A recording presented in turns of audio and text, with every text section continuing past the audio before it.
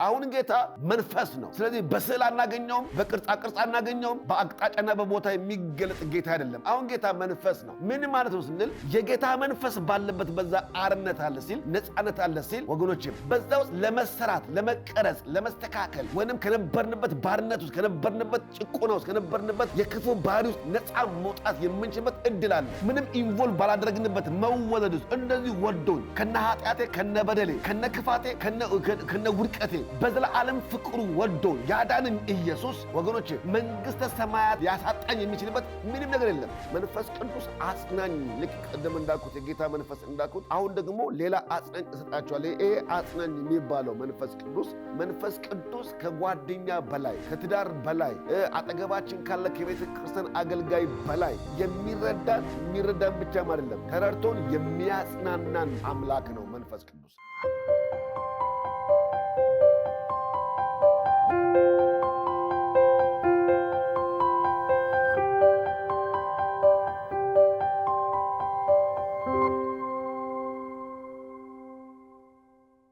በጌታችንና በመድኃኒታችን በኢየሱስ ክርስቶስ ስም የእግዚአብሔር ቅዱሳን ሰላም ለእናንተ ይሁን። እግዚአብሔር አምላካችን ደግሞ በድጋሚ በእግዚአብሔር ቃል እንድንገናኝ ቀንና እድሜ ዘመን ጨምሮልን እድል ስለሰጠን የዘላለም አምላክ እግዚአብሔር ስሙ የተባረከ ይሁን።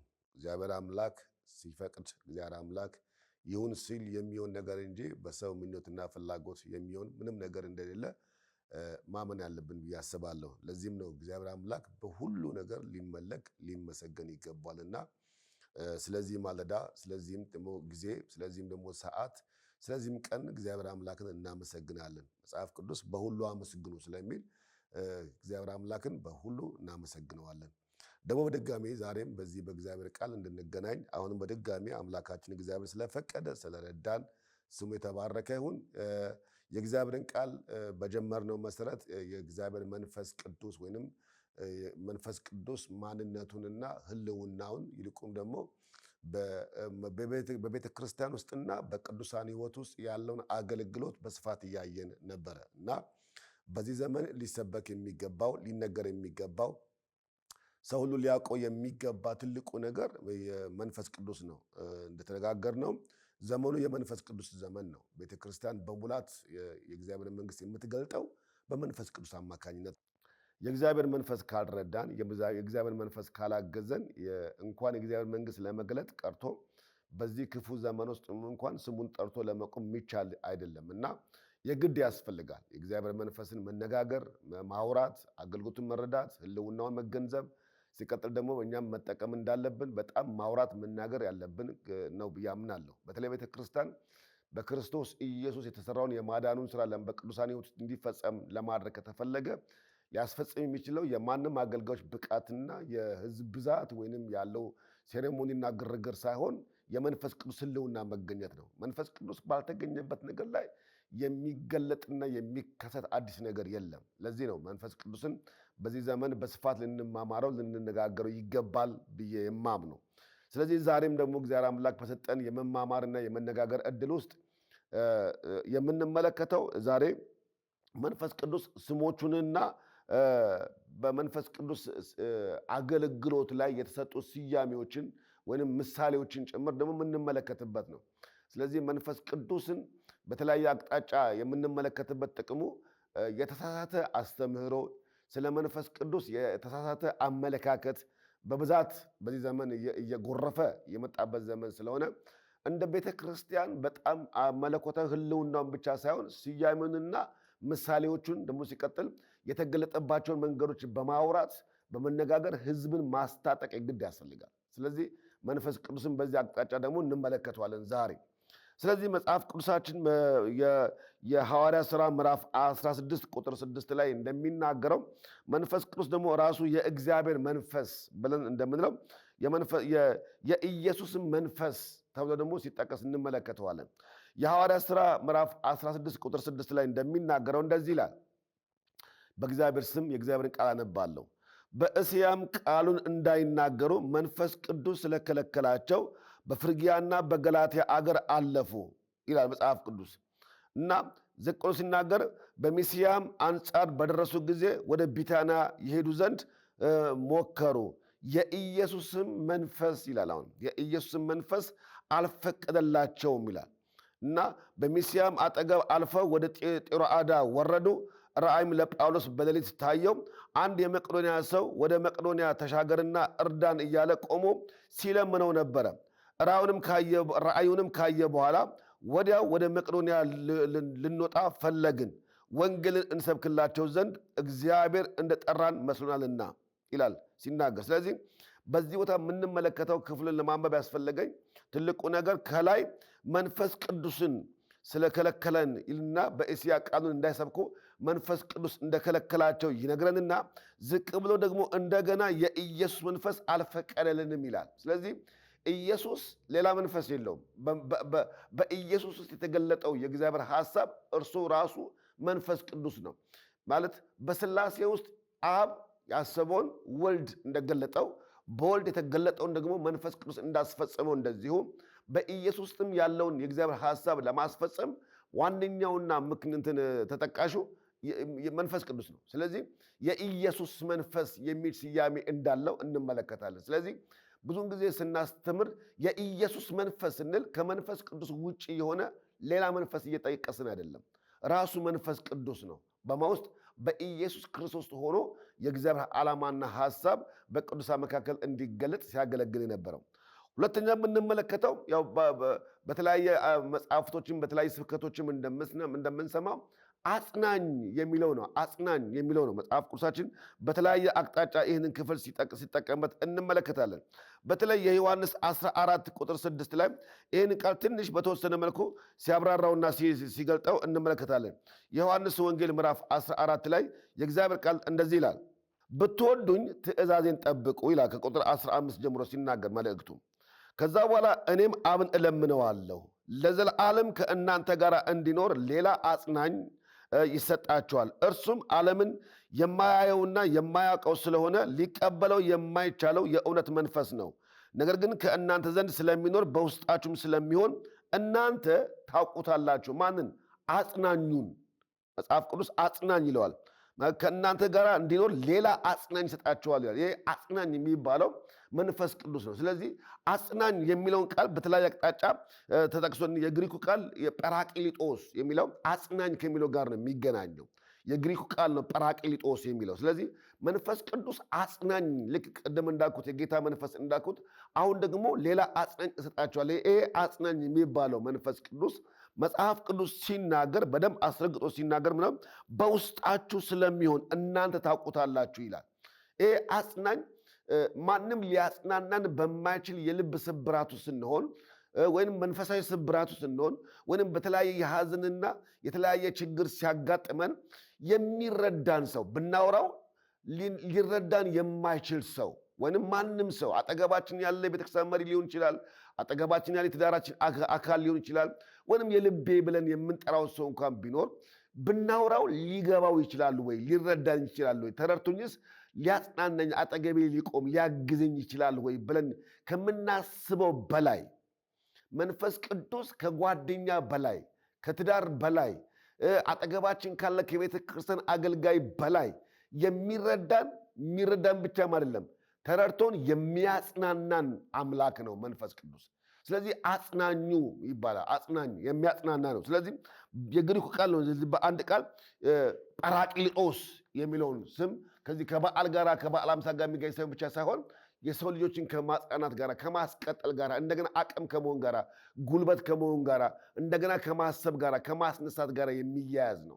ስለዚህ መንፈስ ቅዱስ ያጽናናል። መንፈስ ቅዱስ እንደገና እድል ይሰጣል። ሰው ነው የሰውን ስህተት የማይረሳ ሰው ነው የሰው ውድቀት የማይረሳ ሰው ነው ከሰይጣን በከፋ መልኩ የሰውን የትኛውም ትክክለኛ ያለውን ነገር እየጠቀሰ ነገ እንዳትራመዱ ወይም ነገ እንዳትንቀሳቀሱ በመንገዳችሁ ላይ ትናንትናችሁን እየጠቀሰ የሚያደክማችሁ ትናንትናችሁን እየጠቀሰ የሚሰብራችሁ። ስለዚህ መንፈስ ቅዱስ ግን የትናንትና አሮጌ ፋይል የለውም። መጽሐፍ ቅዱስ እንደሚናገር ምስራቅ ከምዕራብ እንደሚርቅ እግዚአብሔር ኃጢአታችሁን ከእናንተ አራቀ ይላል። በደንብ እንድትሰሙኝ እፈልጋለሁ። እንደዚህ እንደ ስነ ከዋክብት ተመራማሪዎች የሰሜን ዋልታና የደቡብ ዋልታው ይታወቃል ይላሉ። ለምሳሌ ከሰሜን የገባ ሰው ደቡብ ላይ ሊወጣ ይችላል፣ ወይም የሆነ አገር ላይ ሊገለጥና ሊታይ ይችላል። ስለዚህ የሰሜን ዋልታና የደቡብ ዋልታ ይታወቃል። ነገር ግን ከምስራቅ ተነስታችሁ ወደ ምዕራብ ግን ስትሄዱ ዋልታ የለውም እና የምትወጡበት የለውም። ማለት ዝም ብላችሁ እየተሽከረከራችሁ እድሜ ልካችሁ ልትኖሩ ትችላላችሁ እንጂ መውጫ መከሰቻ የለውም። ለዚህ ነው መጽሐፍ ቅዱስ ኃጢአታችሁን መገኛው እንደሌለው፣ መድረሻ እንደሌለው፣ ዋልታ እንደሌለው ጫፍ አርቄዋለሁ ይላል። ስለዚህ እግዚአብሔር ያራቀውን ኃጢአት የሚያስታውስ ሰይጣን ነው ወይንም ሰው ነው። መንፈስ ቅዱስ ግን ያጽናናል ሲል፣ ያበረታል ሲል ደግመን ያንን ኃጢአት በማናስብበት፣ ደግመን በማናስታውስበት፣ በማናስተውልበት መርሳት ከውስጣችን ጠርጎ ያወጣውና እንደገና ኃጢአት እንዳልሰራ ሕሊናችንን በኢየሱስ ደም ያጥብና መንፈስ ቅዱስ አቅም ይሆንንና ጉልበት ይሆንንና እንደገና ያበረታንና በእግዚአብሔር ፊት ለማገልገል ለመቆም እድል ይሰጣል። የአጽናኙ መንፈስ ቅዱስ የሰው ልብን በማጽናናት በምክሩ፣ በኃይሉ፣ በብርታቱ የሚተካከለው የሚደርስበት የለም። ለዚህ ነው አጽናኙ መንፈስ ቅዱስ የሰውን ጥልቅ ስሜት የሚረዳ፣ የሰውን ልብ ዝንባሌ የሚረዳ እንደ መንፈስ ቅዱስ ያለ አምላክ የለም። ስለዚህ ይህ ስያሜ እንደሰጠው እንመለከታለን። ስለዚህ አጽናኝ፣ በችግር ጊዜ አብሮ የሚሆን የሚረዳ፣ የሚያበረታታ፣ የሚያጽናና፣ ድልን የሚያቀዳጅ የሚለውን ስያሜ በአጠቃላይ አካቶ ይይዛል አጽናኝ ሲል። ስለዚህ እንዴት ነው የሚያጽናናን ስንል ለምሳሌ እንደ ሀገራችን አባባል ዋሽቶም ቢሆን ማስታረቅ ነው የሚባል አባባል አለ እና እውነቱን ተናግሮ የመሸበት ማደር ሳይሆን እውነቱን ተናግሮ በብርሃን ማደር ነው የሚባል ደግሞ አለና እውነተኛውን ነገር በመናገር ነው የሚያጽናናው እንጂ ዋሽቶ አያጽናና። መጽሐፍ ቅዱስ እንደሚነግረን አጽናኙ ለምን? የእውነት መንፈስ ስለሆነ። መንፈስ ቅዱስ የእውነት መንፈስ ስለሆነ ሲያጽናናን በእውነት ኃጢአት ሰርተን ከሆነ ኃጢአታችን እንድናዘዛት፣ እንድንናገራት፣ እንድናወራት ይፈልጋል። አዎ ፈጽሜያለሁ፣ አድርጌያለሁ፣ ወድቄያለሁ፣ ሰድቤያለሁ ወይንም የሆነ ማድረግ የማይገባኝ ነገር ነውሬያለሁ፣ በቀጥታ በአፋችን እንድንናገረው ይፈልጋል። ስለዚህ ሸፋፍነን ሳይሆን ወይም ጌታ ያውቀዋል፣ የልቤን ያውቀዋል ብለን ደባብቀን የምንሄደው ሳይሆን በመሠዊያዎቻችን ፊት ሁሉም በሚያውቅ በመጽሐፍ ቅዱሳችን እንደዚህ ይላል፣ በጊዜው ከፍ ላደርጋቸው ወደሚችል ይላል መጽሐፍ ቅዱስ። በእግዚአብሔር ጸጋ ዙፋን ፊት ስንወድቅ ያ የእግዚአብሔር ጸጋ ዙፋን በጊዜው ከፍ ማድረግ የሚችል የጸጋ ዙፋን ነው ያለን። ስለዚህ በዛ ጸጋ ዙፋን ፊት ስንወድቅ ምንደብቀው ኃጢአት የለም። በትክክል የሰራትን ነገር እናወራለን፣ እንናገራለን። ያን ጊዜ ሕሊናችን የሚያነጻ፣ ሕሊናችን የሚያጥብ የኢየሱስ መንፈስ ወይም የመኖሩ ህልውና፣ የመገኘቱ ህልውና ይሰማናል እና እንደገና መንፈስ ቅዱስ አቅም ይሰጠንና ያን አሮጌው ነገሮቻችን ትተን ለአዲስ አሰራር፣ ለአዲስ አደራረግ የምንቆምበትን የምንሻገርበትን መንፈሳዊ አቅም ያስጨበጠናል። ስለዚህ ያ የእውነት መንፈስ ግን በእውነት አድርገነው እንደሆነ አድርገነዋል ብለን ተናግረን፣ ነገር ግን ባደረግነው ነገር ላይ ውሻ ወደ ትፋቱ እንደሚመለስ ይላል። ወይም ሪያ ታጥቦ ተመልሶ እንደሚነክር ተመልሰን ላንነክር፣ ተመልሰን ወደ ትፋታችን ላንመለስ 360 ዲግሪ ዞረን ከዚህ በኋላ ከኃጢአት ጋር ተቆራርጠን የእግዚአብሔርን መንግሥት ለማስቀጠል የምንችልበትን አቅም ይፈጥርልናል መንፈስ ቅዱስ። ስለዚህ መንፈስ ቅዱስ ምንም ልንርቀው የማይገባ አብረነው ተሳስረን ልንኖረው የሚገባ እውነተኛ አምላክ እንደሆነ ልንገነዘብ ይገባል። ይሄ መንፈስ ቅዱስ ዘላለማዊ መንፈስ ነው። መጽሐፍ ቅዱስ ዕብራውያን ምዕራፍ 9:14 ላይ እንደሚናገረው የዘላለም መንፈስ ይለዋል። መንፈስ ቅዱስ አምላክ ነው ስንል በዚህ ዘመን ነበረ፣ በዚህ ዘመን የለም፣ በሐዋርያት ዘመን ሰርቷል፣ በዚህ ዘመን አይሰራም አይባልም። የእግዚአብሔር ህልውና፣ የእግዚአብሔር ኤግዚስታንስ በመላው ምድር ላይ በየትኛውም አቅጣጫ እንዳለ ሁሉ የመንፈሱ አሰራርም በሙላት በየትኛውም አቅጣጫ ይኖራል። ስለዚህ በዚህ ዘመን ይሰራል፣ በዚህ ዘመን አቁሟል የሚባል አባባል ሰዋዊና ወይም የመንፈስ ቅዱስ አሰራር ለመቃወም የተነሳ የክፉ መንፈስ አሰራር ካልሆነ በስተቀረ መንፈስ ቅዱስ ትናንትና በሐዋርያት ከዛ በፊትም በብሉይ ኪዳን ዘመን በነቢያቱና በነገስታቱ በመረጣቸው አገልጋዮቹ ይሰራ የነበረ ያ የእግዚአብሔር መንፈስ አሰራር ዛሬም በሐዲስ ኪዳን ሕያው ሆኖ ይሰራል። ስለዚህ መንፈስ ቅዱስን ልንዘባበትበት የማይገባም።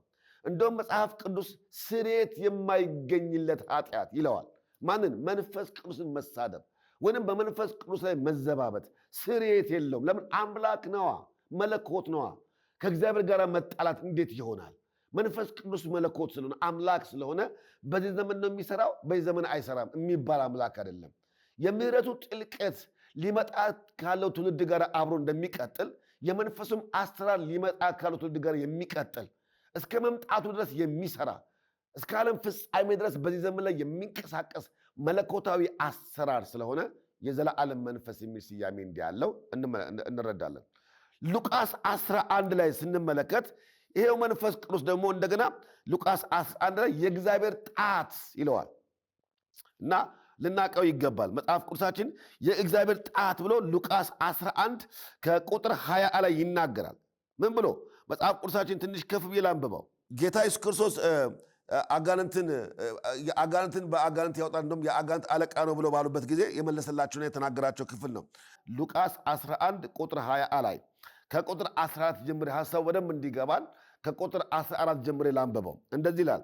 ዲዳውንም ጋኔን ያወጣ ነበረ። ጋኔኑም ከወጣ በኋላ ዲዳውም ተናገረ፣ ሕዝቡም ተደነቁ። ነገር ግን ከእነርሱ አንዳንዱ ቤልዜቡል በአጋንንት አለቃ አጋንንትን ያወጣል አሉ። ሌሎችም ሲፈትኑት ከሰማይ ምልክት ከእርሱ ይፈልጉ ነበር።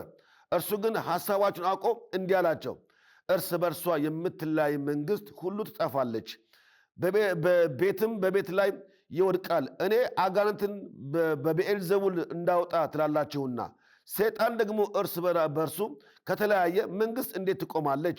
እኔስ በብዔልዜቡል አጋንንትን የማወጣ ከሆንኩ ልጆቻችሁ በማን ያወጧቸዋል? ስለዚህ እነርሱ ፈራጆች ይሆኑባቸዋል። እኔ ግን አለ መጽሐፍ ቅዱስ ቀጥሎ፣ እኔ ግን አለ በእግዚአብሔር ጣት አጋንንትን የማወጣ ከሆንኩ እንግዲህ የእግዚአብሔር መንግሥት ወደ እናንተ ደርሳለች። ኃይለኛው ሰው ጋሻና ጦር ይዞ የራሱን ግቢ ቢጠብቅ ያለው ገንዘቡ በሰላም ይሆናል። ከእርሱ ይልቅ የሚበረታ መጥቶ ሲያሸንፈው ግን ታምኖበት የነበረውን ጋሻና ጦር ይወስድበታል፣ ምርኮውንም ይካፈላል። ከኔ ጋር ያልሆነ ይቃወመኛል፣ ከኔ ጋራም የማያከማች ይበተንበታል ይላል።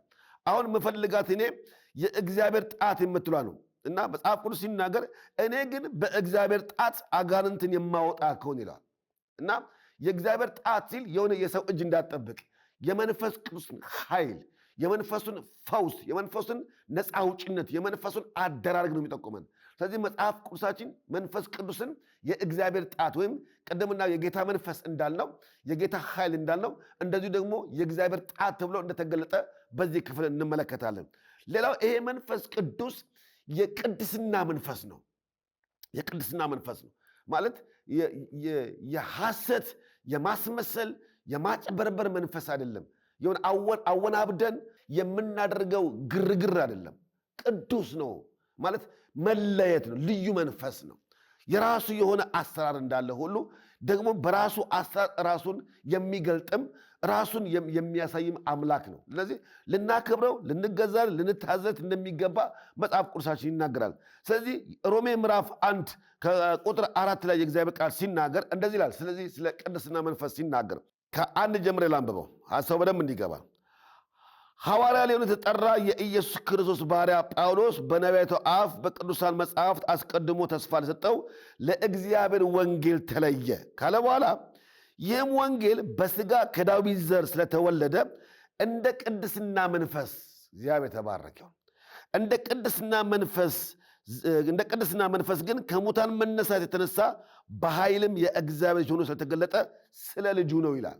እርሱም ጌታችን ኢየሱስ ክርስቶስ ነው ይላል። አሁን የቅድስና መንፈስ ይለዋል። ይሄ መንፈስ ቅዱስ ቅድም እንዳልኳችሁ የእግዚአብሔር ጣት ተብሎ እንደተጠቀሰ ደግሞ እንደዚህ የቅድስና መንፈስ ተብሎ እንደተጠራ እንመለከታለን።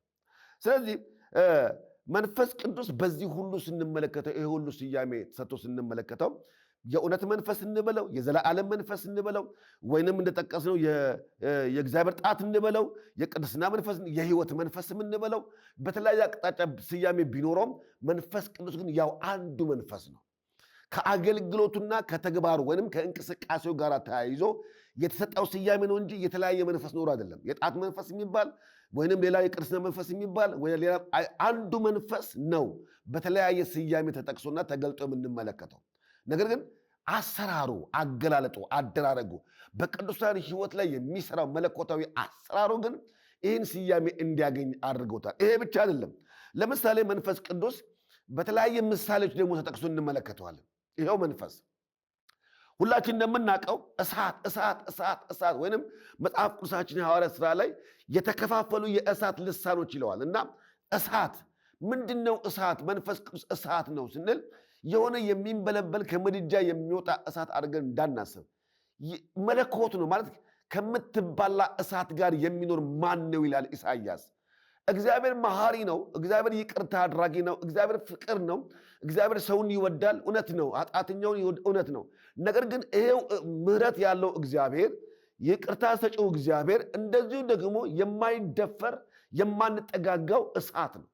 ማን በፊት ለፊቱ ሊቆም ይችላል? ከምንመለከታት ፀሐይ ሰባት እጅ ብቻ ሳይሆን ከዛ ሊነጻጸር እኮ አይችልም። እና እቺ ፍጥረቱ ነች። እና እሳት እንኳን ፀሐይ እንኳን እንዴት እንደምታቃጥልን አይተናታል፣ እንዴት እንደምታነደን። መለኮት ከፍጥረት ጋር እኮ አናነጻጽረው፣ በጣም የሚባላ እሳት ነው። መንፈስ ቅዱስም እንደዚሁ አምላክ ስለሆነ እሳት ነው። እና እሳት ነው ስንል ሰው እንደሚያቀጣጥለው አይነት አድርገን እንዳናስብ፣ የማይደፈር እሳት፣ የማንዘባበትበት እሳት፣ እንዲህ ነው ብለን ልንገልጠው የማንችል መለኮታዊ እሳት ነው። ለምንድን ነው መጽሐፍ ቅዱስ እሳት አድርጎ የገለጠው ስንል ከብርሃን ጋር ነው የሚያሳየው። የብርሃን መገለጫ ነው። ስለዚህ መንፈስ ቅዱስ በእሳት መልክ መገለጡ በሕይወታችን አላስፈላጊ ነገሮች ሁሉ በማስወገድ ወደ ተሻለ መንፈሳዊ ሕይወት እንድናደርግ የሚያደርግ ነው። ማለት የማይጠቅመን ነገር ሁሉ እሳት ገለባውን እንደሚበላ፣ እሳት እንጨቱን እንደሚያነድ፣ የማይጠቅመውን ነገር እንደሚያነድ መንፈስ ቅዱስ ያቃተንን ነገር ያስወግደዋል። እሳት ስለሆነ ገብቷቸዋል። የማንቋቋማቸውን የኃጢአት ኃይሎች፣ ልምምዶቻችን፣ በራሳችን ሕይወት ያመጣናቸው የትኛውም ባህሪዎቻችን ሁሉ ለመንፈስ ቅዱስ በምንመችበት አሰራር ሊሰራን ሲወድ ያ የመንፈሱ ህልውና የተገለጠበት ያ ኃይል እነዚህን እንደ ገለባ ይበላቸዋል። ስለዚህ እንዴት እንደተወገደ ከውስጣችን እስከማናውቀው ድረስ መንፈስ ቅዱስ ከውስጣችን ያወጣቸውና ባህሪዎቻችን ያስወግድና ለእርሱና ለእርሱ ብቻ መሆን ወደምንችልበት መንፈሳዊ አሰራር እንድንመጣ ይረዳናል። ስለዚህ ያንን የሚበላው ያንን የሚያስወግደው ያ የመንፈሱ እሳት ነው። የመንፈስ ቅዱስ እሳት በቤተ ክርስቲያን ባይገለጥ ኖሮ የወንበዶች ዋሻ እንደሆነ ይቀጥል ነበር ቤተ ክርስቲያን። ወይንም ብዙ አጭበርባሪዎች ወይንም ብዙ አስመሳዮች ወይንም ብዙ ዲስኩር የሚያወሩ ሰዎች ይሞሏት ነበር። ነገር ግን መንፈስ ቅዱስ የሚባል አምላክ ስላለ ሐናንያ ሰጲራን መንፈስ ቅዱስን ለማታለል በሞከረው ጊዜ እንዳስወገዳቸው ዛሬም መንፈስ ቅዱስ እሳት ሆኖ ቤተክርስቲያን እያጠራ እየለየ እየቀደሰ ወደ ሙላቱ ጥግ ማምጣት የማያችል ቢሆን ኖሮ ምናልባት ቤተክርስቲያን አለች ወይንም ነች ብሎ ለማለት እንቸገር ነበር። ነገር ግን ቤተክርስቲያን ከነጉድለቷ እንድትቀጥል ያደረጋት መንፈስ ቅዱስ የሚባል አምላክ የሚነቀለውን እየነቀለ የሚጠራውን እያጠራ የሚወገደውን እያወገደ እያጸዳ እያስተካከለ ሊመጣ ላለው ለሙሽራው ያዘጋጃታል። ማንን? ቤተ ክርስቲያንን። ስለዚህ መንፈስ ቅዱስ በእሳት መገለጡ ለቤተ ክርስቲያን ድምቀት ነው፣ ለቤተ ክርስቲያን ውበት ነው፣ ለቤተ ክርስቲያን ጥራት ነው፣ ለቤተ ክርስቲያን አቅም ነው። ለምን? ሊመጣ ላለው ለሚወስዳት ለሙሽራዋ ያዘጋጃታል። የሚያዘጋጃት ማን ነው? መንፈስ ቅዱስ ነው። እግዚአብሔር ተባረከውን። ሁለተኛ የምንመለከተው መንፈስ ቅዱስን በንፋስ ነው የምንመለከተው። ንፋስ ነው። ንፋስ በአይን አይታይም፣ የሚጨበጥ አይደለም። ለምሳሌ ንፋስ ይነፍሳል እንጂ ልንጨብጠው አንችልም፣ ልናየው አንችልም። ግን ሙቭ ሲያደርግ ሲንቀሳቀስ ግን ንፋስ ነፈሰ እንላለን። ግልጽ ነው። ስለዚህም ነገር ግን ድርጊቱ ስራው መኖሩን ይነግረናል። እንቅስቃሴው እንዳለ በሚገባ እንድንረዳ ያደርገናል። ስለዚህ መንፈስ ቅዱስ ለምንድን ነው ራሱን በዚህ መንገድ የሚገልጠው ብለን ስናስብ የማይንቀሳቀሰውን የሚያንቀሳቀስ እሱ ነው። ለምሳሌ ሕዝቅኤል ምዕራፍ 37 ላይ ከቁጥር 9 ጀምረን ስንመለከት ሕዝቅኤል ወደ አንድ ሸለቆ ይሄዳል። ወደ ስምጥ ሸለቆ ይሄድና በዚያ በስምጥ ሸለቆ ውስጥ ሁላችን እንደምናውቀው ለብዙ ዘመን የተገደሉ የሞቱ ሬሳዎች ወይም የደረቁ አጥንቶች ይመለከታል። እና ያን የደረቀ አጥንት ነው አሁን ሕዝቅኤል የሚመለከተው አጥንት ነው። እግዚአብሔር ደግሞ የሚያየው ሕዝብ ነው። ነገር ግን መጽሐፍ ቅዱሳችን እንደሚናገረው ሕዝቅኤልን አንድ ጥያቄ ጠይቀዋል እግዚአብሔር በዚያ ቦታ ላይ ነቢይ ስለነበረ ምን አለው?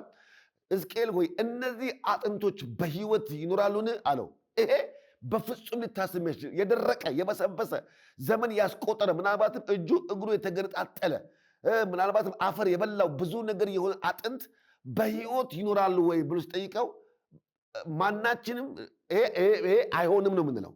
ነገር ግን ሕዝቅኤል በጣም ጎበዝ ስለሆነ ምንድን ያደረገው? ጌታ ሆይ እኔ አላውቅም፣ ይህን ግን አንተ ታውቃለህ አለው። እንግዲያስ አለው አንተ ታውቃለህ ስለ እውቅናውን ለሱ ስለሰጠ አደራረጉን ለሱ ስለሰጠ እንግዲያስ ትንቢት ተንብይባቸው ተናገርባቸው፣ እናንተ አጥንቶቹ የእግዚአብሔር ቃል ስሙ በላቸው። ለአጥንት ትንቢት ተናገረ፣ ቃል አወጣ። ስለዚህ ለአጥንት ነው፣ የደረቀ አጥንት ነው ማለት ስለምናውቀው ሳይሆን እመኑኝ፣ እግዚአብሔር ከስነ ፍጥረት አሰራር ውጪ ከአይምሮ በላይ ውጪ ማድረግ የሚችል ብቃት ያለው አምላክ እንደሆነ ማሳያው ይሄ ነው እና ለዚህ ነው የምንመሰክረው። መጽሐፍ ቅዱሳችን ተናገሩ ድንቅ ስራውንም አውሩ ይላል። የምንናገረው ድንቅ ስራውን ነው። ይሄ የምናወራው የተሰራውን ድንቅ ስራውን ነው። ተናገሩ ድንቅ ስራውንም አውሩ ለአሕዛብም መስክሩ ይላል። ስለዚህ የእግዚአብሔር ቃል እነዚህ ደረቁ አጥንቶች ላይ ትንቢት ሲናገርባቸው ንፋስ ነፈሰ ይላል መጽሐፍ ቅዱሳችን። ንፋስ ነፈሰ። ንፋስ ሲነፍስ በእያንዳንዱ አጥንቶች ውስጥ ቁርበት ገባባቸው ይላል። አሁን ያ የወረደው በንፋስ መልክ የገባው የትንቢቱን የነቢዩን ቃል ተከትሎ የወጣው ያ ቃል ተከትሎ የገባው ንፋስ መንፈስ ቅዱስ ነው። በቃ ከእግዚአብሔር ውጭ የደረቀን አጥንት በሕይወት ሊያኖር የሚችል ማንም ምንም የለም። ስለዚህ በዚያ ቦታ ላይ በንፋስ ተመስሎ በነዛ በደረቁ አጥንቶች ላይ ንፋስ ገባባቸው፣ መንፈስም በላቸው ላይ ወረደ። ከዛ ቁርበት ገባባቸው፣ ስጋም ገባባቸው፣ ተገጣጠሙ ይላል።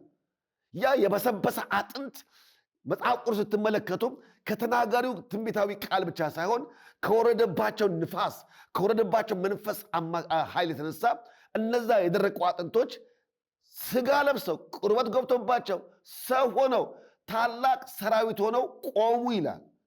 ይሄ በእግዚአብሔር ችሎት ላይ በእግዚአብሔር አደራረግ ላይ ካላመንም በስተቀረ በዚህ በስነ ፍጥረት የሂሳብ ቀመርና ስሌት በፍጹም ሊታመን የሚችል አይደለም። ነገር ግን መንፈስ ቅዱስ ሰው የዘጋውን ነገር መክፈት ይችላል። ሰው አይሆንም ያለውን ነገር ማስቀጠል ይችላል። መንፈስ ቅዱስ ሰው የደመደመውን ነገር ይከፍታል።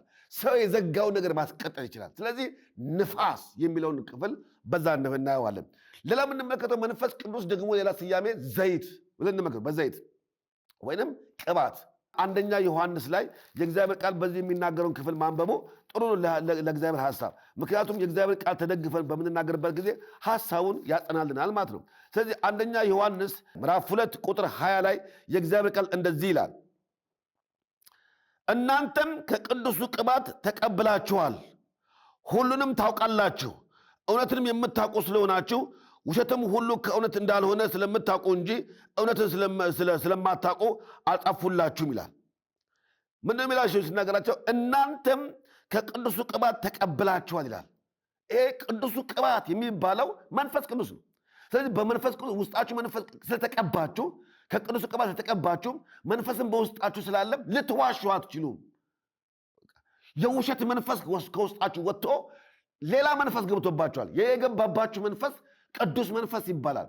ይሄ ቅዱስ መንፈስ ግን በቅባት መልክ ነው የገባው እና በዘይት መልክ ነው የገባው እና መጽሐፍ ቅዱሳዊ ማስረጃ እንዳለው እንመለከታለን። ስለዚህ መንፈስ ቅዱስ በዘይት ወይም በቅባት ተመስሎ እናየዋለን። ለዚህ ነው። ስለዚህ ለምንድን ነው የገባው? በመንፈስ ቅዱስ አማካኝነት በቅባት አማካኝነት በዘይት አማካኝነት ተሰይሞ መጠቀሱ ምንድነው ጥቅሙ? ምንድነው ብለን ስንመለከት የደረቀ መንፈሳዊ አገልግሎትን ወገኖቼ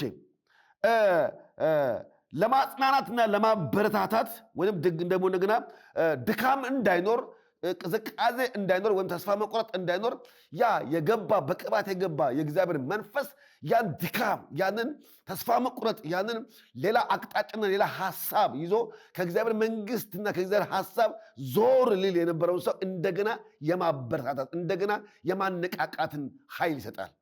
ስለዚህ ቅባት በባህሪው ለስላሳ ነገር ነው። ስለዚህ መንፈስ ቅዱስ በቅባት ተመስሎ መግባቱ ለደረቀ መንፈሳዊ ነገር መድረቅ ማለት ልክ የደረቀ ነገር ታውቃላችሁ፣ ደርቋል ማለት ምንም ምሳሌ ልመስለው አልችልም። ደርቋል የደረቀ ነገር። ነገር ግን የደረቀው ነገር ሊያለዝበው የሚችለው ቅባት ነው። ስለዚህ የደረቀ መንፈሳዊ ነገር የሚለዝበውም በእግዚአብሔር መንፈስ ነው። ስለዚህ ምን ማለት ነው ስንል ሰው ይሄድና ይቆማል። አገልጋይ ብዙን ጊዜ ስንመለከተው ግራ ይገባዋል፣ ይታክታል። ነገሮች እንደሚፈልጋቸው ሳይሄዱ ሲቀር መጨበጥ የሚገባው ነገር መጨበጥ ሲያቅተው ወይንም የጥላት ውጊያ ወይንም በብዙ ተስፋ አስቆራጭ ነገር ሲያጋጥመው ስለሚያገለግለው መንፈሳዊ ነገር ጥያቄ ያነሳል እና ምንድን ነው እያደረግኩ ያለሁት? እስከ መቼ ደግሞ እነዚህ የሚቀጥለው? ስቀጥለስ ደግሞ ምንድን ነው መጨረሻስ ምንድን ነው የሚል ነገር ይፈጠርበታል። ለዛ ለሚፈጠርበት ነገር መልስ ሲያጣ በቃ ማለት ባቆመውስ ብተወውስ ምን የሚል ነገር ወደ ውስጥ ይመጣል። ይሄ ማናችንም የምንታገለው የምንጋፈጠው እውነት ነው። ማንም አገልጋይ ቢኖር ተስፋ ይቆርጣል። ተስፋ ሲቆርጥ ተስፋ የሚያስቆርጠው ደግሞ ከብዙ አቅጣጫ ከብዙ ሁኔታ ውስጥ ወገኖችም አይምሮን የሚወራው ልክ የዕብራውያን ጸሐፊ እንደተናገረው ቶሎ የሚከበንን ኃጢአትን ትተን ይላል እና ኃጢአት ቶሎ ይከባል። ስለዚህ ትተን መተው ካልቻልንና ጥለን ካልሄድን በስተቀረብ የሚወረን ነገር ተስፋ አስቆራጭ ነው። ብዙ ውሳኔ እንድንወስን ያስደርገናል። ነገር ግን መንፈስ ቅዱስ ስለማይተወን በእኛ ያለ የከበረውን ዓላማ ስለሚያውቅ ምን ያደርገናል? እያጽናና ያደረገ በቃሉም ነገር እያጽናና እንደገና ተስፋችን እንድንቀጥል እንደገና ተመልሰን እንድናገለግል ምን ያደርገናል? እንደገና ያነቃቃናል፣ እንደገና ያነሳሳናል። ስለዚህ ቅባት ሆኖ በውስጣችን ገብቶ በደረቀው መንፈሳዊ ሕይወታችን ውስጥ ጥገና ያደርጋል፣ እንደገና እንድንበረታታ ያደርገናል። መንፈስ ቅዱስ ስሙ የተባረከ ይሁን እና እሱ ባይኖር ኖሮ ተሰብረን ነበር የምንቀር። የሰው ንግግር ይሰብራል፣ ሁኔታዎች ይሰብራሉ፣ የምንመለከተው ነገር ይሰብራል። ነገር ግን አጽናኙ መንፈስ ቅዱስ በቅባት ተመስሎ እንደገና ደግሞ ነገር ችለን ትከሻዎቻችን አስፍተን ነጋችንን ተስፋ አድርገን መቀጠል የምንችልበት አቅም የሚፈጥርልን መንፈስ ቅዱስ ነው። ስለዚህ በቅባት ተመስሎ እንመለከተዋለን። ሌላው የምንመለከተው መንፈስ ቅዱስ ደግሞ በርግብ አምሳል ነው። ርግብ ስንል ብዙ ጊዜ ያው ብዙዎቻችን እንደምንመለከተው የሰላም ምሳሌ ሆኖ እንድናየዋለን። ጌታችንም መድኃኒታችን ኢየሱስ ክርስቶስ በመዋዕለ ሥጋዌ በማየ ዮርዳኖስ ሲጠመቅ መንፈስ ቅዱስ እርግብ ሆኖ ሳይሆን በርግብ አምሳል ነው የሚለው። መንፈስ ቅዱስ እርግብ ሆኖ ሳይሆን በርግብ አምሳል ሆኖ አምሳል ሆኖ በላዩ ላይ ወረደ። ከዛም አብም በእርሱ ደስ የሚለኝ ልጄ እርሱ ነው፣ እርሱን ስሙት አለ። ያ ቦታ እንመለከታለን። ስለዚህ መንፈስ ቅዱስ በርግብ አምሳል ሆኖ ሲወርድ ደግሞ እናየዋለን። ለምንድን ነው መንፈስ ቅዱስ በርግብ አምሳል የወረደው ብለን ስንመለከት ብዙን ጊዜ የየዋህነት የታማኝነት መገለጫ ሆኖ እንመለከተዋለን። እርግብ የዋህነትና እንደ እርግብ የዋህ ሁኑ ይላል መጽሐፍ ቅዱስ። እንደ እባብ ብልህ ይሁን እና የዋህነት ቅንነት ማለት ተንኮለኛ አለመሆን፣ ክፉ ሐሳቢ አለመሆን ማለት በእግዚአብሔር መንግሥት ውስጥ ክፉ እያሰበ የሚያገለግል ሰው እድል ፈንታው ወገኖቼ በጣም የከፋ ነው የሚሆነው። የዋህነት ቅንነትን ገንዘብ ማድረግ ብድራት አለው። መንፈስ ቅዱስ በርግብ አምሳል ሲገባ የዋሃን ክፉ ሰዎች የዋሃን እንዲሆኑ ቅኖች እንዲሆኑ ከክፋትና ከአመፃ የራቀ ስብዕና እንድንገነባ ያደርጋል። እግዚአብሔር ስሙ የተባረከ ይሁን። ማንም ሰው ደግ ለመሆን ስለፈለገ ደግ አይሆንም። የዋህ መሆን ስለፈለገ የዋህ የሚሆን ሰው የለም። መጽሐፍ ቅዱስ እንደሚናገር የሰው ልብ ከታናሽነቱ ጀምሮ ክፉ ይላል። ወይም ኢሳይያስ እንደሚናገረው የሰው ልብ ከታናሽነቱ ክፉ ነው ካለ በኋላ ማንስ ያውቀዋል ነው የሚለው። በቃ መጽሐፍ ቅዱስ ማንስ ያውቀዋል? እኔ ግን እግዚአብሔር ልብንም ኩላሊትንም እመረምራለሁ ይላል። አያችሁ። ስለዚህ የሰው ልብ ሊያውቅ የሚችል ማንም የለም። ሰው ምን እያሰበ ምን ሊያስብ እንደሚችልም የሚያውቅ የለም። ስለዚህ በዛ ሁኔታ ውስጥ ስንመለከት ሰው ክፉ ስለሆነ የዋህነትን ዝም ብሎ አያመጣውም፣ ቅንነትን አያመጣውም። ቅንነትና የዋህነት የሚገኘው ከመንፈስ ቅዱስ ነው። መንፈስ ቅዱስ ልባችን ካልሰበረው፣ መንፈስ ቅዱስ ባህሪያችን ካልለወጠው፣ መንፈስ ቅዱስ አካሄዳችን ካልቀየረው በስተቀረ ሰው ክፉ ነው። ስለዚህ ከክፋት አውጥቶ ቅን ሰዎች፣ የዋሃን፣ ደግ፣ ሩሩ ብንገፋም ብንገጭም ብንጎዳም ነገርን ለእግዚአብሔር ጥሎ ትቶ እንደገና ወንድምን ለማቀፍ ቤተሰብን ለማቀፍ ህብረትን ለማቀፍ የሚያስችል አስተሳሰብ የሚፈጠረው መንፈስ ቅዱስ ሲቆጣጠረን ብቻ ነው። ያ ካልሆነ እንደነከስን እናገለግላለን፣ እንደነከስን እና ይሄ ደግሞ ዋጋው በጣም ክፉ ነው እና እግዚአብሔር አምላክ የዋሃን መንፈስ ይለዋል። ከመንፈስ ፍሬዎች አንደኛው እዛ ኤፌሶን ላይ እንደሚናገር የዋሃነት ይለዋል። የዋህ ትሑት ልብ፣ ቅን ልብ እግዚአብሔር ይህን መንፈስ። ስለዚህ መንፈስ ቅዱስ የዋሃን ያደርገናል፣ ትሑታን ያደርገናል። ነገርን በቃ መተው ችሎ መሄድን። እግዚአብሔር ስሙ የተባረከ ይሁን። እነዚህ ጥቅሶች ለምትጽፉ ሰዎች፣ ለምታነብ ለምትከታተሉ ሰዎች አንደኛ ማቴዎስ 3:16፣ ሁለተኛ ማርቆስ 1:10፣ ሶስተኛ ማቴዎስ 10:16። እነዚህ ክፍሎች መንፈስ ቅዱስ በርግብ አምሳል ወርዶ እንዴት በቅዱሳን መካከል ላይ እንደሚሰራ የየዋህነት የቅንነት መንፈስ እንደሆነ እንመለከታለን። ጌታችን ኢየሱስ ክርስቶስ ሲናገር ምን አለ? እኔ የዋህ በልቤም ቅን ነኝ አለ እና ከጌታ የምንማረው የዋህነትን ነው ማለት የጌታ መንፈስ አሁን እዛ ቆሮንቶስ ላይ እንደምንመለከተው አንደኛ ቆሮንቶስ ምዕራፍ 3 ላይ እንደምንመለከተው ጌታ ግን መንፈስ ነው ይላል። የጌታ መንፈስ ባለበት በዚያ አርነት አለ ይላል። አሁን ጌታ መንፈስ ነው። ስለዚህ በስዕል አናገኘውም፣ በቅርጻ ቅርጽ አናገኘውም፣ በአቅጣጫና በቦታ የሚገለጥ ጌታ አይደለም። አሁን ጌታ መንፈስ ነው። ምን ማለት ነው ስንል የጌታ መንፈስ ባለበት በዛ አርነት አለ ሲል፣ ነፃነት አለ ሲል ወገኖችም በዛ ውስጥ ለመሰራት፣ ለመቀረጽ፣ ለመስተካከል ወይንም ከነበርንበት ባርነት ውስጥ ከነበርንበት ጭቆና ውስጥ ከነበርንበት የክፉ ባህሪ ውስጥ ነፃ መውጣት የምንችልበት እድል አለ። መንፈስ ቅዱስ ያን ማድረግ ይችላል። ስለዚህ አርነታችን መጠቀም የምንችለው ከገዛን ባህሪ መቼ ነው ከዚህ ባህሪ የምወጣው? መቼ ነው ይሄ ክፉ ባህሪ የሚገላግለኝ? መቼ ነው የምቀይረው? መቼ ነው እኔም እንደ ሰው እንደው በቃ መልካምነት ከውስጥ የሚወጣው ብለን የተጨነቅንበት ሰፈሩ ያቀበለን፣ ቤተሰቦቻችን ያቀበሉን፣ ማህበረሰቡ ያቀበለን፣ እኛም ያሳደግነው ክፉ ባህሪዎቻችን ቀይሮ ለሰው መቆረስ ወደምንችልበት ህይወት ሊያመጣን የሚችለው መንፈስ ቅዱስ ነው። እግዚአብሔር ተባረከ ይሁን። ስለዚህ በርግብ አምሳል ተመስሎ ወይንም በየዋህነት አምሳል ተመስሎ እንዳለ እንመለከታለን። ሌላው መንፈስ ቅዱስ ማህተም ነው። ስለዚህ በጣም ደስ ይለኛል ይሄ ክፍል በተለይ ለቤዛ ቀን የታተማችሁበት ይላል። ማህተም ምንድነው? ማህተም ስንል ስልጣን ነው እና አንድ ነገር ደብዳቤ ከተጻፈ በኋላ ያ ደብዳቤ ተቀባይነት እንዲኖረውና ወደሚፈለገው አቅጣጫ መልእክቱን ለማድረስ የሚያስችለው ስለተጻፈ ሳይሆን ማረጋገጫውም ሲሆን ነው፣ ማህተም ሲኖር ነው። ስለዚህ ማህተም የሌለበት ደብዳቤ ሁሉ ህጋዊ አይደለም ማለት ነው። ህጋዊ አይደለም። ስለዚህ እኔና እናንተ ህጋዊ ተቀባይነት ያገኘነው የመንፈስ ቅዱስ ማህተም ተመቶብናል። መልእክተኞች ነን፣ ደብዳቤዎች ነን። ለዚህ ትውልድ የእግዚአብሔር መንግሥት ለመግለጥ እግዚአብሔር በልጁ በኩል የላከን መልእክተኞች ነን።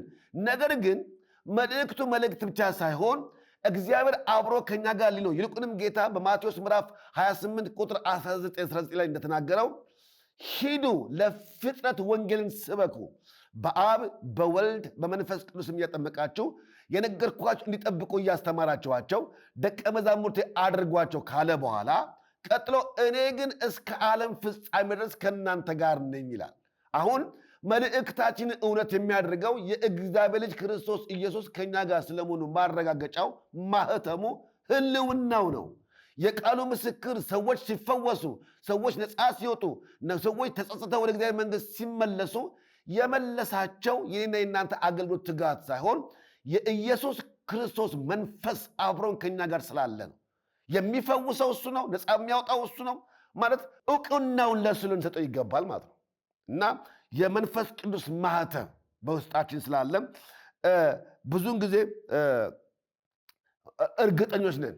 አብሮን እግዚአብሔር ከኛ ጋር ስላለ የመንፈሱን መያዣ ስለያዝን በማት ስለታተምን መንፈስ ቅዱስ ከኛ ጋር ስላለ ማረጋገጫችን ስለሆነ በምናደርገው ነገር ላይ ሁሉ ተጠራጣሪዎች አይደለንም። ያደርገዋል፣ ይሆናል፣ እውነት ነው። ሊመጣ ያለውን ተስፋ እንኳን ስንጠብቅ እንደምንወርስ የእግዚአብሔር መንግስት የኛ እንደሆነች ማረጋገጫችን፣ ዋስትናችን መንፈስ ቅዱስ ከኛ ጋር መሆኑ። እግዚአብሔር ተባረከ። ስለዚህም ነው መንፈስ ቅዱስ በማህተም ተመስሎ እንደምናገኘው ለምትጽፉ ሰዎች አሁንም ሁለተኛ ቆሮንቶስ ምዕራፍ 1 ቁጥር 22 ላይና ኤፌሶ ምዕራፍ 1 ቁጥር 13 ላይ ተጨማሪ ደግሞ እንደዚሁም ኤፌሶ ምዕራፍ 4 ቁጥር 20 አካባቢ ላይ እናገኘዋለን። ሌላው በጣም የመጨረሻው በዚህ ሐሳብ የምንመለከተው መንፈስ ቅዱስ መያዣ ነው። መያዣ ምን ማለት ነው? ወደፊት ለምንሄድበት ነገር ቀብዳችን ነው። ቀብዳችን ዋስትናችን ነው። እርግጠኛ ሆነን ለምንቀበለው ነገር በመጀመሪያ የሚሰጥ መያዣ ነው። ማረጋገጫችን ነው። ለምን? የእግዚአብሔር መንግስት እንደምንወርስ ማረጋገጫ ተሰጥቶናል። እና ለዚህ እንደው ክፍሉን ባነበው ደስተኛ ሁላችንም ሁለተኛ ቆሮንቶስ ምዕራፍ 1 ላይ የእግዚአብሔር ቃል ያለውን ክፍል ብናነበው ደስ ይለኛል። ምክንያቱም የእግዚአብሔር ቃል በዚህ ውስጥ የሚነግረን ነገር ስላለ ነው። ስለዚህ ሁለተኛ ቆሮንቶስ ምዕራፍ 1 ሁላችንም ለምትጽፉ ሰዎች፣ ለምትሰሙኝ ሰዎች ይህን ክፍል ሁላችንም አውጥተን እንድናነብ እፈልጋለሁ። ስለዚህ ሁለተኛ ቆሮንቶስ ምዕራፍ 1 ከቁጥር 20 ጀምሬ ያነበዋለሁ። እግዚአብሔር ለሰጠው የተስፋ ቃል ሁሉ አዎን ማለት በእርሱ ነውና፣ ስለዚህ ለእግዚአብሔር ስለ ክብሩ በእኛ የሚነገረው አሜን በእርሱ ደግሞ ነው። በክርስቶስም ከእናንተ ጋር የሚያጽናናን የቀባን እግዚአብሔር ተባረከን የመንፈሱን መያዣ በልባችን የሰጠን እርሱን ነው ይላል። አሜን ስንል እየተባበርን ነው። የተስፋው ቃል እንደሚፈጸም አሜን ነው፣ እውነት ነው ማለት የእግዚአብሔር ልጆች የእግዚአብሔር መንግስት እንደምንወርስ አስቀድሞ ዋጋ ስለተከፈለልን፣ ቤዛ ስላገኘን፣ ደም ስለፈሰልን ማናችንም ከእግዚአብሔር መንግስት ልንጎድል ልንጠፋ አንችልም። ደህንነታችን የተረጋገጠ ነው። ለምን? ቀብድ መያዣ ተሰጥቶናል። መንፈሱ በውስጣችን ስላለ አስቀድሞ መያዣ ስትሰጠን ሁላችንም በዋስትና ኢንሹርድ ሆነን ነው የምንወጣው የምንገባው። ከእግዚአብሔር መንግስት እጎላለሁ ብዬ ወይም ከእግዚአብሔር መንግስት አልወርስም ብዬ አልጠራጠርም። ምክንያቱም ማንም ሕፃን ስለመወለዱ ያደረገው አስተዋጽኦ የለም። ማንም ሕፃን ስለመወለዱ ምንም የእሱ ኢንቮልቭመንት የለም። በቃ ስለዚህ ማናችንም ምንም ኢንቮልቭ ባላደረግንበት መወለዱ እንደዚህ ወዶኝ ከነ ኃጢአቴ ከነ በደሌ ከነ ክፋቴ ከነ ውድቀቴ በዘላለም ፍቅሩ ወዶኝ ያዳንን ኢየሱስ ወገኖቼ መንግስተ ሰማያት ሊያሳጣኝ የሚችልበት ምንም ነገር የለም። ወድጄ አልዳንኩም፣ በፍቅሩ ተማርኮ ምህረቱ አፍሶልኝ ጸጋውን አፍሶልኝ የወረደው ምህረት የፈሰሰው ጸጋ ለኔ ነው ብዬ ስላመንኩ ባመንኩበት ልክ ልጁ አደረገኝ። ስለዚህ መጽሐፍ ቅዱሳችን እንደሚናገረን እምነታችንን የጀመረው እሱ ነው፣ የሚፈጽመው እሱ ነው። ስለዚህ እርሱ ጀምሮ በሚጨርሰው አገልግሎት የኔ ኢንቮልቭመንት ማመን የተሰራውን አምነን መቀበል ነው። መጽሐፍ ቅዱስ የእምነታችን ጀማሪና ፈጻሚ ይለዋል። ደህንነታችን የጀመረው እርሱ ነው፣ የሚጨርሰውም እርሱ ነው። የእምነታችን ጀማሪና ፈጻሚ በሆነው በክርስቶስ ኢየሱስ ይላል። ስለዚህ በእኔ ህይወት ውስጥ ኢንቮልቭ የማድረገው ነገር የለም። እኔ ማመን ነው የሚጠበቅብኝ። ነገር ግን ባመንኩበት እምነት ውስጥ እንደፈለኩ እየተንዘላዘልኩ እንደፈለኩ እየወደኩ እየተነሳ እኖራለሁ ማለት አይደለም። እስከ መጨረሻው የሚጸና ባመንኩበት እምነት ግን ጽናት ይፈልጋል። በእኔ ህይወት ውስጥ መጽናት አለብኝ። እውነት ነው። ያመንኩት እውነት የእግዚአብሔር መንግስት ያስወርሰኛል። ከእግዚአብሔር መንግስት አልጎድልም። የመንግስቱ ርስት የመንግስቱ መያዣ ዋስትና አለኝ። እኔ የእግዚአብሔር ባለሟል ነኝ። ይሄ ምድር ያልፋል፣ ይሄ ምድር ይጠቀላል፣ እኔ ግን ከእግዚአብሔር ጋር ለዘላለም ነግሼ እኖራለሁ የሚሆን እውነት ይዤ መቆም አለብኝ እስከ መጨረሻው። መከራ ቢመጣ፣ ችግር ቢመጣ፣ ረሃብ ቢመጣ፣ የሚያጋጥሙን ሰዋዊ ቻለንጆች እንኳን ቢያጋጥሙን ይሄን እምነት ላንሸረሽረው፣ አሳልፈን ላንሰጥ ጽናት ይጠበቃል። ስለዚህ ይሄ ጽናት ደህንነት አይደለም፣ ደህንነታችን የምናረጋግጥበት እንጂ ደህንነት የሰው ኢንቮልቭመንት የለው። ምንም ማናችንም ምንም አድርገን አልዳንም። ስለዚህ ለዚህ ዋስትናችን ማረጋገጫችን መጽሐፍ ቅዱስ እንደሚነግረን የመንፈሱን መያዣ ሰጠን ይላል። እግዚአብሔር ተባረከው። የመንፈሱን መያዣ። ስለዚህ መንፈስ ቅዱስ ምናችን ነው? ዋስትናችን ነው። የእግዚአብሔር መንግስት እንደሆንን የእግዚአብሔር ልጆች እንደሆንን ዋስትና፣ የእግዚአብሔር መንግስት እንደምንወርስ ዋስትናችን ነው። ስለዚህ መንፈስ ቅዱስ በእሳት እንደተመሰለ አይተናል፣ በነፋስ እንደተመሰለ አይተናል፣ በዘይት እንደተመሰለ፣ በርግብ እንደተመሰለ፣ በማተምና በመያዣ እንደተገለጠ አይተናል። ስለዚህ ስለ መንፈስ ቅዱስ ስናስብ ወገኖቼ የሆነ የአንድ አገልጋይ ልምምድ አይደለም፣ ወይንም በአንድ ሰው ጸጋ ላይ ወይንም በአንድ ሰው የቃል ብቃት ላይ ተመስርቶ የሚለቀቅና የሚታሰር አይደለም። መንፈስ ቅዱስ በሰው አገልግሎት ላይ ተመስርቶ አይደለም የሚያገለግለው። መንፈስ ቅዱስ በራሱ አምላክ ስለሆነ ማንነት ስላለው ማንንም ሊጠቀም ስለሚችል በወደደው ስለሚሰራ ስለ መንፈስ ቅዱስ ስናስብ መለኮታዊ አሰራሩን፣ መለኮታዊ ህልውናውን፣ መለኮታዊ አደራረጉ ላይ ነው መጣበቅ ያለብን እንጂ በሰዎች ላይ በተገለጠው ጸጋ ላይ ጥገና ሊሆን አይገባም። ስለዚህ በሚወደው አቅጣጫ ሊሰራ ይችላል። ስለዚህ ክብሩን ግን የምንሰጠው ለማን ነው? ለተገለጠበት ሰውዬ ሳይሆን በዛ ቦታ ላይ ሊሰራና ለሰራው ለመንፈስ ቅዱስ ብቻ ነው ያ እውቅና የምንሰጠው። ስለዚህ ልንታሰር አይገባም። ስለዚህ እከሌ የተቀባ ሰውና ወደዛ እንዲህ ግር ብሎ መሄድ፣ እከሌ የእግዚአብሔር መንፈስ በሱ ተገልጧልና በሱ መንፈስ ቅዱስ አምላክ ስለሆነ በፍጹም ቅንነትና የዋህነት በእግዚአብሔር ቃል ራሳችን አስገዝተን በፊት ለፊቱ መሆን ከቻልን በእነከሌ የወረደና የሰራ መንፈስ በእያንዳንዳችን ላይ ላለመስራት የማይችልበት ምንም ነገር የለም። ሁላችንም ልጆች ነን። በመወለድ ልጅነት የተቀዳጀን ሰዎች ለመንፈሱ አሰራርም እንደዛው ቅርብ ነን። ስለዚህ መንፈስ ቅዱስ በውስጣችን እንዲሰራ በእኛ ውስጥም ስላለ ለእርሱ እውቅና በመስጠት መጠቀምና ማገልገል ይጠበቅብናል። ቤተ ክርስቲያንም ምእመኖቿን በዚህ አሰራር በደንብ ልታሰለጥን፣ ልታስተምር፣ ልታስታጥቅ ያስፈልጋል። ለምንድን ነው እነዚህ ነገሮችን በጣም አጉልቼ ማውራት የፈለግኩት ብዬ ሳስብ መጽሐፍ ቅዱሳችን በጣም በብዙ አቅጣጫ ከየትኛውም ክፍል ተመልክታችሁ የመንፈሱን አሰራርና አደራረግ ይልቁንም ህልውናውና ማንነቱን ሳያወራ የሚያልፍበት ክፍል የለም። ነገር ግን ለምንድን ነው ብለን ስንመለከት በዚሁ በመንፈስ ቅዱስ አማካኝነት ደግሞ የዛን ያህል የሚፈጠሩ የተፈጠሩ የስህተት ትምህርቶችና የስህተት አሰራሮች በብዛት ስላሉ በተለይ በዚህ ዘመን ከእግዚአብሔር ቃልና ከቃሉ ውጪ የመናፍስቱ አሰራርና የአስመሳዩ መንፈስ የሚገለጠው በተአምራትና በድንቃድንቆች ነው። ስለዚህ መንፈስ ቅዱስ የሚሰራቸውን የትኛውም ነገሮች ሁሉ ኮፒ በማድረግ ቅዱሳንን ከእግዚአብሔር መንግሥት ለመንቀል ከእግዚአብሔር ቃል ዞር እንዲሉ ለማድረግ አይኖቻቸውን ከእግዚአብሔር ቃል ላይ ነቅሎ በተአምራትና በድንቃድንቆች ላይ እንዲደገፍ ለማድረግ መንፈሳዊ የሚመስል ግን በመንፈስ አሰራር የተሞላ አሰራር ስለሞላ ነው። ከአስተምህሮ ጀምሮ እስከ አሰራር ድረስ እስከ አደራረግ ድረስ ዛሬ በዚህ ዘመን በጣም በጣም አስቸጋሪ የሆነበት ዘመን ነው እና የመንፈሳዊ አሰራር እነዚህ የጸጋ ስጦታዎች ወይም እነዚህ መንፈሳዊ ስጦታዎች ብለን የምንጠቅሳቸውን እነሱን በመጠቀም የሚደረጉ ተአምራቶችና ምልክቶች ሰውን ከእግዚአብሔር ቃል ላይ ፊቱን እንዲያነሳና ወደ እነዚህ ነገሮች እንዲደገፍ አድርጎታል።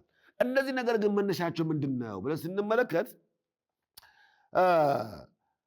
ሁላችንም በቤተክርስቲያን ታሪክ ስንመለከት በተለይ በ300ዎቹ አካባቢ ላይ የነበረ የስህተት ትምህርቶች መነሳትና የነዛ ሰዎች ደግሞ መወገድና መገለል ወይም መወገዝ ሳንረዳ ሳናቅ አንቀርም ብዬ አስባለሁ። ግን ለመነሻ ለዚህ ሀሳብ እንዲገባን 1 2 3 ሰዎችን እንመልከት። ለምሳሌ በመጀመሪያ የምንመለከተው መቅዶኒዎስ ነው። መቅዶኒዎስ የሚባል ሰው ወይም መቅዶን የሚባል ሰው በእሱ የተጀመረ የስህተት ትምህርት ነበረ። መቅዶኒዎስ የሚባል ሰው ትምህርታቸው ምንድን ነው? እሱ የመቅዶኒዎስ ወይም የመቅዶኒዎስ ትምህርት ምን ነበረ ብለን ስንመለከት የመንፈስ ቅዱስን አምላክነትን መካድ ነው። መንፈስ ቅዱስ አምላክ አይደለም የሚል ነው እና በመንፈስ ቅዱስ የወልድ ተከታይ እና ፍጡር ነው ይላል እና እንጂ መለኮት አይደለም፣ የወልድ ተከታይ ነው፣ ስለዚህ ፍጡር ነው ይላል መቅዶኒዎስ። ስለዚህ በተለይ በ381 ዓመተ ምህረት ላይ ይህን ትምህርት በስፋት እያስፋፋ ነበረ። ስለዚህ እነዚህ ሰዎች በመንፈስ ቅዱስ ላይ ክፉ የሚናገሩ ተብለው ነበር ያኔ ሲወገዙ ነበረው።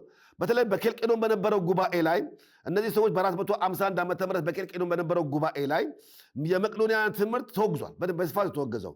ስለዚህ የኒቅያ ጉባኤ መንፈስ ቅዱስ ከአብ እንደሰረጸ በ381 ዓመተ ምህረት አውጇል። ከአብ የሚወጣ ከአብ የሚሰርጽ እንጂ ፍጡር አይደለም፣ አምላክ ነው። ግን ከአብ የሚወጣ ነው፣ ግን አምላክ ነው፣ መለኮት ነው መንፈስ ቅዱስ ብለው በይፋ ኒቅያ ጉባኤ ላይ በ381 ዓመተ ምህረት አውጀዋል። ስለዚህ ምዕራባውያን ግን ይህንን አልቀበሉም። ምዕራባውያን ምንድን ነው የሚሉት? እነርሱ መንፈስ ቅዱስ ከአብና ከወልድ ይሰርጻል፣ ሰረጸ መአብ ሲል ሰርጸ ማለት መውጣት ማለት ከአብና ከወልድ ይወጣል ሲሉ ምዕራባውያን፣ ምስራቃውያን ግን ምንድነው የሚሉት? ነው ከአብ ብቻ ነው የሚወጣው የሚል ነገር ተፈታ። ስለዚህ ለሁለት ተከፈለ። ስለዚህ ምስራቃውያኑ ከአብ ይወጣል ይላሉ፣ ምዕራባውያኑ ደግሞ ከአብና ከወልድ ይወጣል አሉ። ስለዚህ በ1017 ዓመተ ምህረት ጀምሮ ልዩነቱ እየሰፋ ቀጠለ። ስለዚህ የመንፈስ ቅዱስ አሰራር ፍጡር ነው ወይንም ከወልድ ቀጥሎ የመጣ ነገር ነው እንጂ በራሱ አምላክ አይደለም የሚል ትምህርት ነበረ። ስለዚህ እኛ ግን እንደዚህ ያለን መንፈስ ቅዱስ ፍጡር ሳይሆን ፈጣሪ ነው። ኢዮብ 31 ላይ እንደምንመለከተው የእግዚአብሔር መንፈስ ፈጠረኝ እንደሚል መንፈስ ቅዱስ አምላክ ነው፣ ፈጣሪ ነው። ስለዚህ በአንጾኪያም በነበረው ጉባኤ ላይ ወይም በኒቅያ ጉባኤ ላይ በነበረው 380 በዛን ጊዜ በነበረው የታወጀውን አዋጅ እንቀበላለን። ምክንያቱም መንፈስ ቅዱስ አምላክ ነው ብለን እናምናለን እንጂ መንፈስ ቅዱስ ፍጡር አይደለም፣ አምላክ ነው። ሁለተኛ ምንመለከት ደግሞ ሰባሊያኒዝም ይባሉ ናቸው። ሰባሊያኒዝም ደግሞ ምንድን ነው የሚሉት? ሰባሊያኒዝሞች ደግሞ መንፈስ ቅዱስ አካል የለውም ነው የሚሉት። መንፈስ ቅዱስ አምላክነትና መለኮታዊነትን የመንፈስ ቅዱስን አምላካዊነቱንና መለኮታዊነቱን የሚክዱት እነዚህ ሰዎች እዚህ መንፈስ ቅዱስ የለውም፣ አካል የለውም፣ ፐርሰን አይደለም ነው የሚሉት። አምላክነቱን ይክዳሉ። ስለዚህ እነዚህ የተሳሳተ ትምህርት የሚያስተምሩ ሰዎች በወቅቱ መናፍቃን ወይንም የተለዩ መናፍቅ ማለት ነፈቀ የተለየ ብለው ለዩዋቸው። የለያቸው ትምህርታቸው ነው። በትምህርታቸው ነው የተለዩት። ስለዚህም ትምህርታቸው ከክርስቶስ ልደት በፊት እግዚአብሔር አብ ነበረ። ክርስቶስ ሲመጣ ወልድ ወይንም ኢየሱስ ሆነ። ራሱ አብ ምን ሆነ? መጀመሪያ ምን ሆነ? አብ ነበረ። ደግሞ እንደገና ክርስቶስ ኢየሱስ ልደት ጊዜ ደግሞ ያው አብ ምን ሆነ? ወልድ ሆኖ መጣ። ራሱ አብ ይላሉ። ከዛ ደግሞ እንደገና አሁን ደግሞ መንፈስ ቅዱስ ተመስሎ በሰማይ ይኖራል ይላል። ይሄ ኦንሊ ጂሰስ የሚል ወይንም የሐዋርያት ተከታዮች የሚባሉት ናቸውና እነዚህ ሰባሊያኒዝም የሚባሉ ሰዎች በ215 ዓመተ ምህረት እግዚአብሔር በሶስት የተለያዩ መልኮች ራሱን ቢገልጥም አንድ አምላክ ነው፣ ሶስት አካል የለውም ከሚሉት አንዱ ናቸው። ምክንያቱም ራሱ አንዱ እግዚአብሔር በተለያየ አካል ራሱ አካሉን ወይም መልኩን ገለጠ እንጂ ሶስት አምላክ ወይም በስላሴነቱ በሶስትነት መገለጫ ባህሪ ራሱን የገለጠ አምላክ አይደለም። ስለዚህ አንዱ አብ ራሱ ወልድ ሆነ፣ እንደገና መንፈስ ቅዱስ ሆኖ ወረደ። ስለዚህ ኦንሊ ጂሰስ ነው ወይም የሐዋርያት ቤተክርስቲያን በሚል አሁን ተጠቅሰው ወይም በዚህ ስያሜ እንደሚጠሩ እንመለከታለን። ስለዚህ እኛ ግን እንላለን መንፈስ ቅዱስ አምላክ ነው፣ መንፈስ ቅዱስ መለኮት ነው። ስለዚህ አብ አባት እንደሆነ፣ ወልድ ልጅ እንደሆነ፣ መንፈስ ቅዱስ ደግሞ ከአብ የሚወጣ በቤተ ክርስቲያን በሙላት የሚሰራ ከአብ ጋር እኩል የሆነ መለኮት የሆነ ከወልድ ጋር እኩል የሆነ መለኮት የሆነ መንፈስ ቅዱስ ፈጣሪ የሆነ በሙላት የሚሰራ ሙሉ ፍቃድ ያለው ስብዕና ያለው አምላክ ነው መንፈስ ቅዱስ እንጂ መንፈስ ቅዱስ አብ አይደለም። ማወቅ ያለብን መንፈስ ቅዱስ አብ አይደለም። መንፈስ ቅዱስ ወልድም አይደለም። መንፈስ ቅዱስ ነው። አብ ያስባለው የወልድ አባት ስለሆነ ነው። ወልድ ያስባለው ስለተወለደ ነው። መንፈስ ቅዱስ ደግሞ በራሱ ከአብ የሚወጣ በቅዱሳን ላይ የሚሰራ እግዚአብሔር ነው። ስለዚህ መንፈስ ቅዱስ እግዚአብሔር መንፈስ ቅዱስ እንደሚለው እግዚአብሔር የሚለው የወል ስማቸው መጠሪያ መለኮትነቱን የሚያሳየው። ስለዚህ በተለያየ አቅጣጫ ቢገለጥም ያ የወረደው መንፈስ ቅዱስ ግን አብ አይደለም፣ ወልድ አይደለም፣ በራሱ ህልው ሆኖ የሚሰራ ነው። ይሄን ልናውቀውና ልንገነዘበው ይገባል ማለት ነው። ስለዚህ መንፈስ ቅዱስ አብ ነው፣ መንፈስ ቅዱስ ወልድ ነው። ሲቀጥል ደግሞ መንፈስ ደግሞ አሁን ደግሞ እንደገና አብም ሆኖ ወልድም ሆኖ ይሰራል የሚል አመለካከት በአባቶቻችን በ325 አካባቢ በነበረው ጉባኤ ላይ ይሄ የተወገዘ ትምህርት ነው። ሌላ የምንመለከተው ሶሲኒያስ የሚባለው ሶሲኒያስ የሚባለው ከ1539 እስከ 1604 አካባቢ የነበረ ትምህርት ነው እና ምንድን ነው የሚለው? መንፈስ ቅዱስ ከእግዚአብሔር ወደ ሰው የፈሰሰ ጸጋ ወይም ኃይል ነው ይላል እና ምንድነው መንፈስ ቅዱስ ከእግዚአብሔር ወደ ሰው ምን የፈሰሰ ጸጋ ነው ወይንም ኃይል ነው ይላል። ስለዚህ ይሄ ደግሞ መንፈስ ቅዱስ ኃይል ብቻ ሳይሆን መለኮት ነው፣ ማንነት አለው፣ ፐርሰን ነው። ስለዚህ የራሱ አካል የለውም የሚል ነው። በአጠቃላይ የራሱ አካል የፈሰሰ ምንድነው? እሱ የሚለው ጸጋ ነው፣ የፈሰሰ ኃይል ነው እንጂ በራሱ ምን የለውም፣ አምላክ አይደለም፣ ፐርሰን የለውም የሚል የክደት ትምህርት ነው። ሌላው ለዘብተኞች የሚባሉት ናቸው። እነዚህ ለዘብተኞች የሚባሉት ወይም ሊበራሊዝም ብለን የምንጥላቸው ናቸው። እነዚህ ደግሞ ከላይኛው ሐሳብ ጋር ትንሽ የሚቃረብ ሐሳብ አላቸው። በእነሱ አስተሳሰብ መንፈስ ቅዱስ ኃይል ወይም ተጽዕኖ ፕሬዠር ነው፣ ተጽዕኖ ነው የሚል ሐሳብ ነው ያላቸው። ስለዚህ አካላዊ ስብዕናውን ይክዳሉ፣ መለኮታዊ ማንነቱን ይክዳሉ። ይሄ ሌላው ነው። ሌላው የምንመለከታቸው የፓርቲያዝም የሚባሉ ናቸው። እነዚህ የፓርቲያዝም የሚባሉ ደግሞ የመንፈስ ቅዱስ አካልነትና አምላክነትን ይክዳሉ እና እነዚህ በተለያዩ ዘመናት የተነሱ በመንፈስ ቅዱስ ላይ የተሰሩ አስተምህሮቶችና አመለካከቶች ናቸው። ሌላው በተለያየ አቅጣጫ የምንመለከታቸው ስለ መንፈስ ቅዱስ የሚነገሩ ትምህርቶች፣ የሚጻፉ ጽሑፎች፣ የሚሰሩ ስራዎች ስንመለከታቸው እንደ እግዚአብሔር ቃል ካልተመለከትናቸው፣ እንደ እግዚአብሔር ቃል ትክክለኛው ነገር ካላየናቸው ለስህተት ትምህርት ብቻ ሳይሆን ለስህተት አሰራርም ያጋልጡናል። ለስህተት ትምህርት ብቻ ሳይሆን ለስህተት አሰራርም ያጋልጡናል። ስለዚህ በየዘመናቱ እነዚህ የተፈበረኩ ትምህርቶችን እንደ እግዚአብሔር ጋር ቁጭን ተመልክተን የመንፈስ ቅዱስን አምላክነት፣ የመንፈስ ቅዱስን ሕልውና፣ ይልቁንም በቤተ ክርስቲያን ሊሰራ ያለውን መለኮታዊ አሰራር፣ ይልቁንም ኢየሱስን የሚያብራራ መንፈስ፣ ኢየሱስን የሚገልጥ መንፈስ፣ ለቅዱሳን መታነጽ፣ ለወደቀ ልብ መነሳት፣ ለሳተ ልብ መመለስ ምክንያት የሆኑ መንፈስ ቅዱስን በሙላት አጥንተንና አንብበን ተረድተን አውቀን ራሳችንን እየጠቀምን ሕዝባችንን መጥቀም ወደምንችልበት መንፈሳዊ አስተሳሰብ ልንመጣ ያስፈልጋል።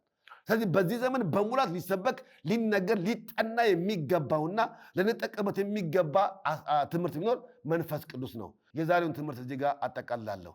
በጣም ስለሰማችሁን፣ ስላደመጣችሁን ከልቤ አመሰግናለሁ። የእግዚአብሔር መንፈስ ከሁላችን ጋር ይሁን። አሜን።